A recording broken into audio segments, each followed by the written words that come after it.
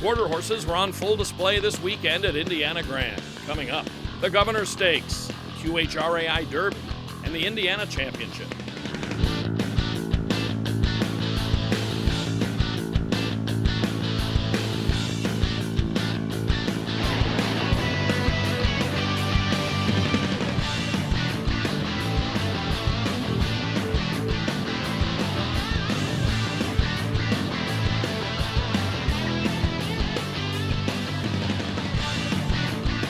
Hello and welcome to the Weekend Wrap-Up.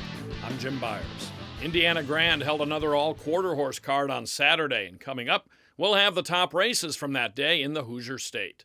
Let's start with the Governor Stakes, 2-year-olds going 350 yards for a purse of nearly $141,000. The fastest from the trials, Just My Joy, is the 6-5 favorite from the outside.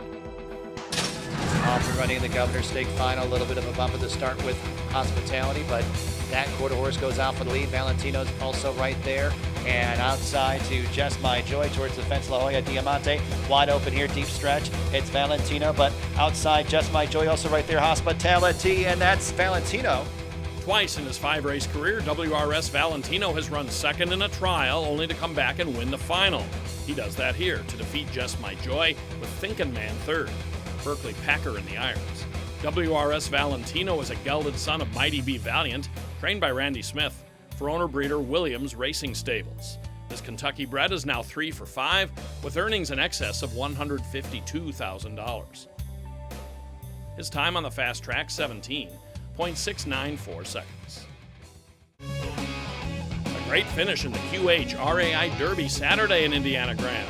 400 yards for a purse of more than $122,000. The 6-5 favorite is the 2, Trace My Heart. It's special, Trace My Heart, who goes out for the front end. Just Shantastic is also right there. Grandstand side to Flight to La Jolla as they come down to deep stretch. Trace My Heart and Special, Just Shantastic, and Flight to La Jolla on the far outside. It's Trace My Heart. Oh, 3 nosing at the wire. Flight to La Jolla flew late. With a late surge, number 10, Flight to La Jolla, is up in time to catch the 5, Just Shantastic, with Trace My Heart third. Shanley Jackson, the winning rider. A nose behind Trace My Heart in a trial as they put up the 2 fastest clockers. Flight to La Jolla turns the tables in the final.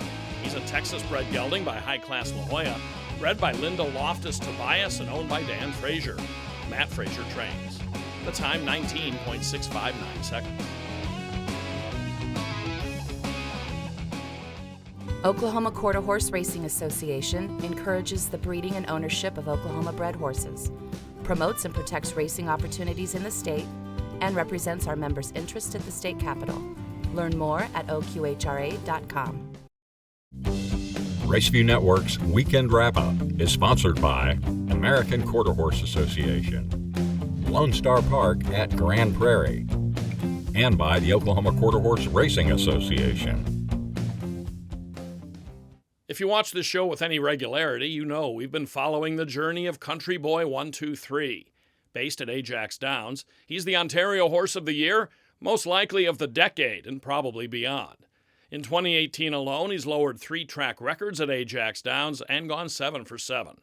On Saturday, Country Boy 123 ventured from his Toronto area home to Indiana Grand for the second year in a row to contest the Indiana Championship.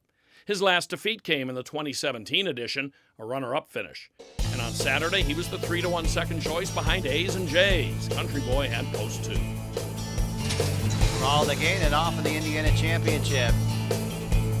It's Tommy the Train who goes out for the lead. A's and J's on the outside. Country Boy 123 battles on, but is about a length and a half off the lead. Outside of Whoop-De-Doo, they come down to the finish. Tommy the Train, Country Boy 123, A's and J's on the outside. Country Boy 123 and Tommy the Train. Tommy the Train!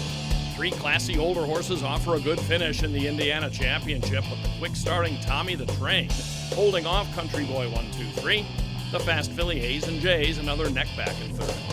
A 4-year-old gelding by Freight Train B. Tommy the Train wins for the first time this year, but he's been knocking heads with some of the toughest horses in the Midwest, including graded types at Remington Park. Trained by Larry Sharp for owners John Barley, Brant Barley, and Brad Sharp. Tommy the Train was bred in Missouri by Dwayne Murphy. James Flores, the winning jockey, as Tommy the Train ups his record at Indiana Grand to 7 for 8 lifetime. Final time for 400 yards, 19.672 seconds. Coming up, more stakes winners, plus a look ahead to Texas Classics Night, November 10th at Lone Star Park. You're not just my horse. You're my family. I may hold the reins, but you hold my heart.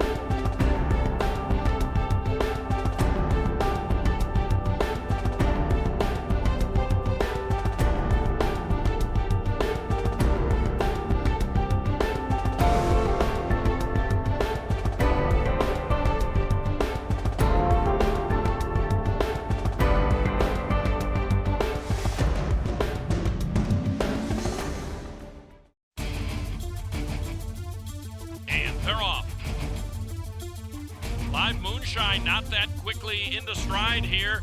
Bailey's and Rum heads toward the lead. Then Wired for Sound, Live Moonshine, and Admiral Tom is gaining momentum on the far outside. Bailey's and Rum has the lead as they come to the finish. Live Moonshine is bearing down and closing.